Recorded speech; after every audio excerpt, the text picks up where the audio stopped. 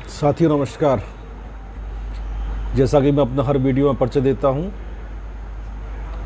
पिछले 12 वर्षों से आगरा से एक प्रकाशित कर रहा हूं कर जानकारी सब पत्रिका, जो टैक्सेशन पर बेस होती है और पूरे उत्तर प्रदेश के साथ में अन्य 7 राज्यों में भी इसका प्रसारण चल रहा है और काफ़ी लोकप्रिय स्तर पर पहुंच रही है। सब आप लोगों का सहयोग और समर्थन है। साथियों, मैंने अभी तक की वीडियो में जीएसटी पर और इनकम टैक्स की दिक्कतों पर और एक्ट के ऊपर, विशेषकर जीएसटी के एक्ट में जो विषमताएं हैं, विसंगतियां हैं, उन पे आपसे चर्चा करता रहा हूं। लेकिन मेरे काफ़ी दिनों से मन में चल रहा है कि भारत एक सोने की चिड़िया शब्द एक बड़ा इतिहास में प्रमुखता से लिया जाता है। जब मैं छोटा था तो सब्जेक्ट हुआ करता था भारत के पर्चे के बारे में, तो उसको ये कहा जाता है कि सोने की चिड़िया रहा है भारत और सोने की चिड़िया का गौरव प्राप्त था। इसलिए विदेशी व्यापारी भारत में आया करते थे और उस समय बाई एयर या बाई रोड जगह वो ट्रांसपोर्ट नहीं हुआ करता था, तो पानी के जहाज़ से समुद्र के द्वारा आया करते थे और इसी सोने की चिड़िया से आकर्षित होकर के विदेशी आक्रांता हमारे देश में आए और उसके बाद में उन्होंने राज्य स्थापित कर लिया, लूट लिया, बहुत ज़्यादा उन्होंने अत्याचार किए। वो सब ऐतिहासिक बातें हैं, लेकिन हमें इसके सकारात्मक पहलू पे बात करना चाह रहा हूँ आपसे मैं, कि जब भारत की चिड़िया था भारत, तो आज क्यों नहीं है। जैसे कि हमारे सामने चित्रण किया गया, भारत का बड़ा गरीब देश है। आज़ादी के बाद विशेष तौर से ही कहा गया कि भारत एक बड़ा गरीब देश है, यहाँ भुखमरी बहुत ज़्यादा तादाद में है, यहाँ रिसोर्सेस नहीं है, यहाँ पे व्यवस्था नहीं है, सरकार पे पैसा नहीं है। तो मुझे बड़ा कष्ट होता है सुनकर, क्योंकि मैं शुरू से अध्ययनशाली व्यक्ति रहा, काफ़ी अध्ययन भी किया अपने पढ़ाई के दौरान भी। और 83 में जब मैं बीकॉम कर रहा था, उसमें एक सब्जेक्ट था डेवलपमेंट ऑफ इंडियन इकोनॉमिक्स। वो बड़ा रोचक विषय था। उसके अंदर जो प्रश्न हुआ करते थे उसके उत्तर हाँ में भी दे सकते थे और ना में भी दे सकते, लेकिन उत्तर कहीं गलत नहीं होता था। दोनों उत्तरों में वो सही उत्तर बैठा करते थे। यदि हम मनन करें तो हमारे राज्य जो 30 राज्य हैं, जिसमें केंद्र शासित प्रदेश भी हैं और स्वतंत्र राज्य भी हैं, अब 31 राज्य हो गए, क्योंकि जम्मू कश्मीर को 2 भागों में विभाजित करके लद्दाख और जम्मू कश्मीर एक बना दिया गया है। 31 राज्य केंद्र शासित प्रदेश हो गए हैं।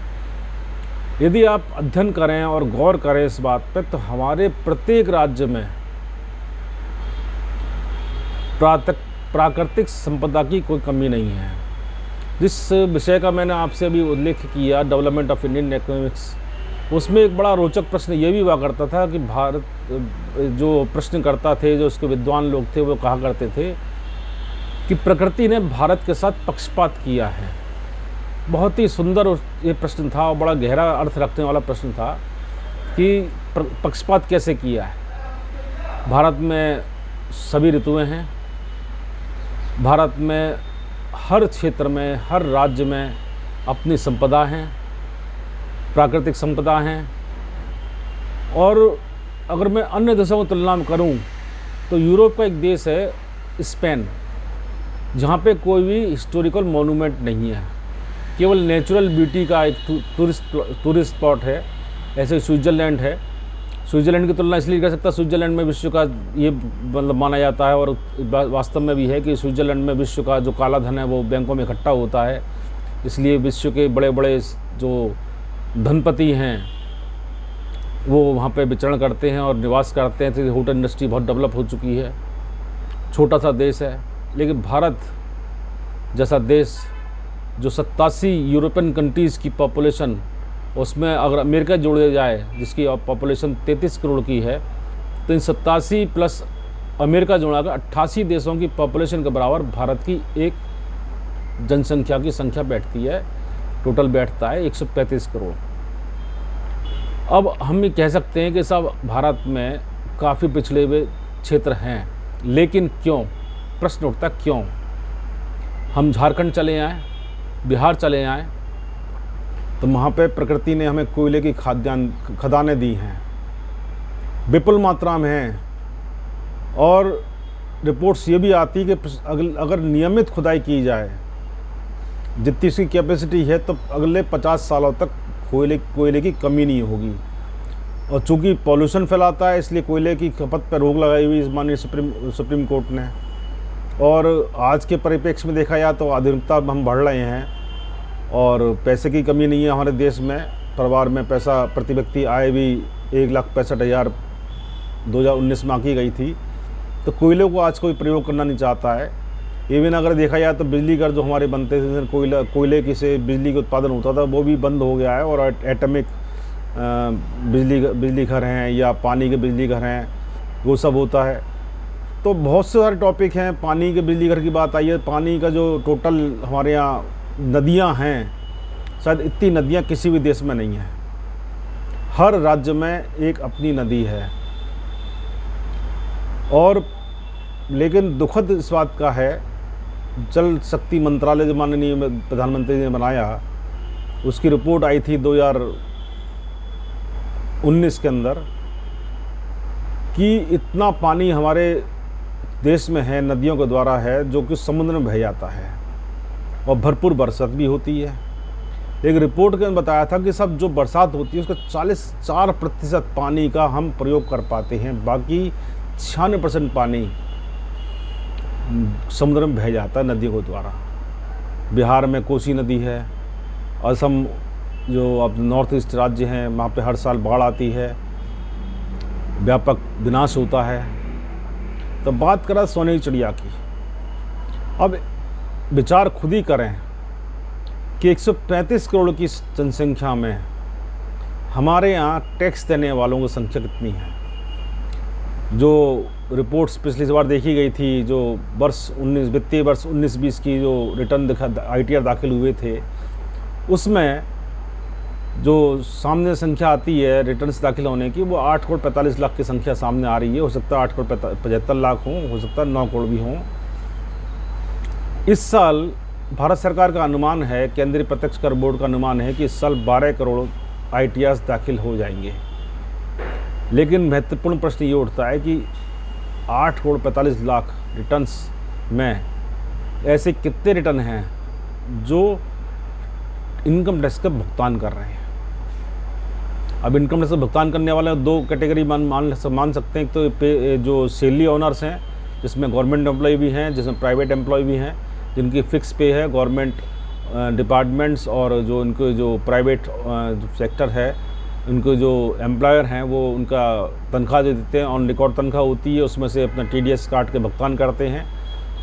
और इनकी संख्या हम मान लें तो 2 लाख या मैक्सिमम अधिक से अधिक 3 लाख मान ले जाएं टोटल मिलाकर के।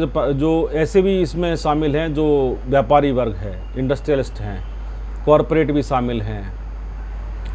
तो मान लीजिए हम 3 लाख भी नहीं मान ले, 5 लाख मान लेते हैं, क्योंकि मैं सांख्यिकी विभाग में कोई पदाधिकारी नहीं हूँ, अधिकारी नहीं हूँ, कर्मचारी नहीं हूँ। जो नेट पर गूगल पर रिपोर्ट्स आती हैं उसके आधार पर मैं बात कर रहा हूँ।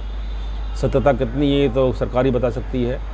मान लीजिए 5 लाख हमने ITR भरने वालों की संख्या में 5 लाख ऐसे लोग मान लें जो इनकम टैक्स सरकार को भुगतान कर रहे हैं। तो 8 करोड़ 45 लाख में से 5 लाख हम लेस कर लें तो 8 करोड़ 40 लाख लोग रिटर्न भर रहे हैं नील का। अब आप खुद विचार करें कि यदि 8 करोड़ 40 लाख व्यक्ति 100 रुपये पर ITR भी यदि टैक्स रूप में देते हैं तो सरकार पे कितना टैक्स आ जाएगा। साथियों, थोड़ी वीडियो लंबी है ये, तो वीडियो आपको जो है सुनने में थोड़ा सा बोरिंग भी लगेगा, लेकिन आप अगर ढंग से सुनेंगे तो आपको बहुत कुछ मेरे विचारों से अवगत होंगे और सहमत भी होंगे।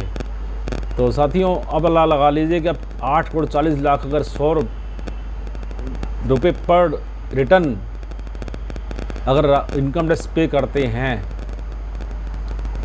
तो 800 करोड़ रुपया, मेरी संख्या गलत नहीं हो सकता, तो 8 करोड़ तो 100 गुना कर लीजिए तो 800 करोड़ 840 करोड़ रुपया सरकार को मिल सकता है। और चूँकि हमारे देश में एक शुरू से परंपरा रही है कि गरीब हैं, टैक्स देने लायक नहीं हैं, इसलिए एक परंपरा बना दी गई, माइंड सेटअप कर दिया गया कि साहब आप गरीब हो और आपको जो है टैक्स देने की ज़रूरत नहीं है, कि आप केवल अधिकारी हो लाभ पाने का, सरकार से लाभ पाने का। सरकार क्या दे रही है, राहत क्या दे रही है, पैकेज क्या दे रही है, सरकार उसमें क्या कर रही है, ये सब चीज़ें सरकार जैसे अनुदान दे रही है, मुआवजा दे रही है। वैसा आप कृषक हो, आप स्टूडेंट हो, आप आरक्षण वर्ग में आ रहे हो, तो ये सब चीज़ें जो हैं, अब इसी को देखते हुए सरकार ने नियम बनाए, कानून बनाए। तो कानून में क्या करा कि सर जो टैक्स दे रहा है, लगातार बढ़ता हुआ टैक्स दे रहा है, मान लीजिए किसी ने 60,000 दिया, अगले इस ईयर में वो 65,000 दे रहा है या 2 लाख से बढ़ के दे रहा है, तो उन पर सबसे ज़्यादा सर्च एंड सर्वे की कार्रवाई होती है। नए एसएससी ढूंढने में कोई सरकार का प्रयास सामने नहीं आता है। ये आरोप नहीं है, वास्तविकता है।